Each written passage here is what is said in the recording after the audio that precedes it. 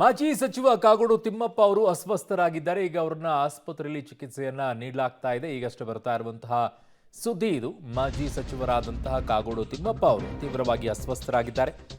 ಮಾರಿಕಾಂಬಾ ದೇವಿ ದರ್ಶನವನ್ನ ಪಡಿತಾ ಇದ್ದಂತ ವೇಳೆ ಅಸ್ವಸ್ಥರಾಗಿದ್ದಾರೆ. ಶಿವಮೊಗ್ಗ ಜಿಲ್ಲೆಯ ಸಾಗರದಲ್ಲಿ ಆಗಿರುವಂತಹ ಬೆಳವಣಿಗೆ.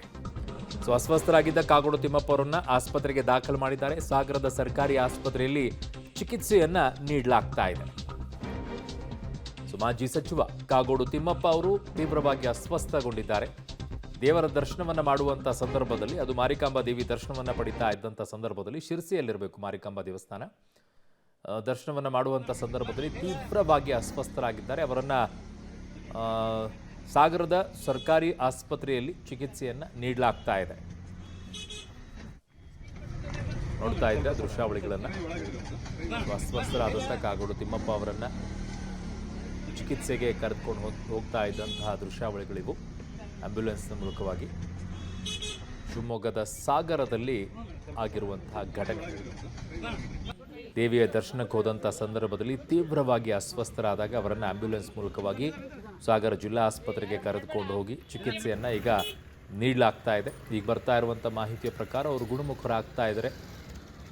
ಸ್ವಲ್ಪ ತುಂಬ ಸುಸ್ತಾದಂಗೆ ಬಳಲ್ದಂಗೆ ಆಗ್ತಾ ಇದ್ದಾರೆ. ಸಹಜವಾಗಿಯೇ ವಯಸ್ಸಾದಂಥ ಸಂದರ್ಭದಲ್ಲಿ ಒಂದಿಷ್ಟು ಇರುತ್ತೆ ಸಮಸ್ಯೆಗಳು. ಆ ನಿಟ್ಟಿನಲ್ಲಿ ನನ್ನ ಸಹೋದ್ಯೋಗಿ ಈಗ ಪುನೀತ್ ನನ್ನ ಸಂಪರ್ಕಕ್ಕೆ ಸಿಗ್ತಾ ಇದ್ದಾರೆ. ಪುನೀತ್, ಏನು ಸಿಗ್ತಾ ಇದೆ ಡೀಟೇಲ್ಸ್? ಯಾಕೆ ಅಸ್ವಸ್ಥರಾಗಿದ್ರು? ಏನು ಮುಂಚೆಯಿಂದ ಏನಾದರೂ ಸಮಸ್ಯೆಯಿಂದ ಬಳಲ್ತಾ ಇದ್ರು ಅಥವಾ ಏಕಾಏಕಿಯಾಗಿ ಸಮಸ್ಯೆ ಕಾಣಿಸಿಕೊಂಡಿದ್ದ? ಹೇಗೆ ಪುನೀತ್?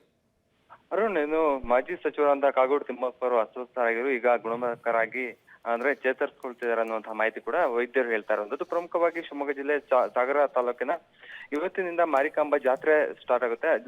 ಮಾರಿಕಾಂಬಾ ದರ್ಶನಕ್ಕೆ ಪಡೆಯಕ್ಕೆ ಮಾಜಿ ಸಚಿವರಾದಂತಹ ಕಾಗೋಡು ತಿಮ್ಮಪ್ಪರಾಗಿರೋದು ಮತ್ತೆ ಅವರ ಕುಟುಂಬಸ್ಥರಾಗಿರೋದು ಮತ್ತೆ ಆಪ್ತರು ಕೂಡ ಹೋಗಿರ್ತಾರೆ. ಆ ಸಂದರ್ಭದಲ್ಲಿ ಜನಸಂದಣಿ ಜಾಸ್ತಿ ಇರುತ್ತೆ. ಆ ಸಂದರ್ಭದಲ್ಲಿ ಜನಸಂದಣಿ ಜಾಸ್ತಿ ಇರುವಂತಹ ನೆಲೆಯಲ್ಲಿ, ಉಸಿರಾಟದ ತೊಂದರೆ ಆಗಿರುವಂತಹ ನೆಲೆಯಲ್ಲಿ ಅವರು ಅಸ್ವಸ್ಥ ಆಗ್ತಾರೆ. ಕೂಡಲೇ ಆಂಬುಲೆನ್ಸ್ ಮೂಲಕ ಸಾಗರ ತಾಲೂಕು ಆಸ್ಪತ್ರೆಗೆ ಕರೆದೊಯ್ತಾರೆ. ಅಲ್ಲಿರುವಂತಹ ವೈದ್ಯರಾದಂತಹ ವಿಕ್ರಮ್ ಅವರು ಅವರಿಗೆ ಚಿಕಿತ್ಸೆಯನ್ನು ಕೂಡ ಕೊಡ್ತಾರೆ. ಈಗ ಚೇತರಿಸ್ಕೊಳ್ತಾ ಇದ್ದಾರೆ. ಉಸಿರಾಟದಲ್ಲಿ ತೊಂದರೆ ಆಗಿರುವಂತಲ್ಲೇ ಈ ಎಲ್ಲ ಅಸ್ವಸ್ಥರಾಗಿದ್ದಾರೆ ಅನ್ನುವಂಥ ನಿಟ್ಟಿನಲ್ಲಿ ವೈದ್ಯರು ಕೂಡ ಹೇಳಿರುವಂತದ್ದು. ಈಗ ಗುಣಮುಖರಾಗಿದ್ದಾರೆ, ಚೇತರಿಸ್ಕೊಳ್ತಿದ್ದಾರೆ ಅನ್ನುವಂತಹ ಮಾತು ಕೂಡ ವೈದ್ಯರು ಹೇಳ್ತಾ ಇರುವಂತದ್ದು. ಓಕೆ ಪುನೀತ್, ನಿಮ್ಮೆಲ್ಲ ಮಾಹಿತಿಗೆ ಧನ್ಯವಾದಗಳು. ಏನು ಯಾರು ಆತಂಕ ಪಡುವಂಥ ಅಗತ್ಯತೆ ಏನಿಲ್ಲ.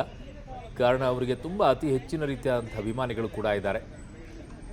ಈಗ ಅವರೆಲ್ಲ ಆತಂಕಗೊಳಾಗಿದ್ರೆ ಏನಾಗ್ಬಿಡ್ತು ಅಂತೇಳಿ ಏನೂ ಇಲ್ಲ. ಸದ್ಯಕ್ಕೆ ಗುಣಮುಖರಾಗ್ತಾ ಇದ್ದಾರೆ, ಹುಷಾರಾಗಿದ್ದಾರೆ. ಆ ದೃಶ್ಯಗಳನ್ನು ಕೂಡ ನಿಮಗೆ ತೋರಿಸ್ತಾ ಇದ್ದೀವಿ, ಆಸ್ಪತ್ರೆಯ ದೃಶ್ಯಾವಳಿಗಳು. ಅವರು ಗುಣಮುಖರಾಗಿದ್ದಾರೆ. ಯಾವುದೇ ರೀತಿಯಾದಂಥ ಸಮಸ್ಯೆಗಳು ಇಲ್ಲ ಈಗ.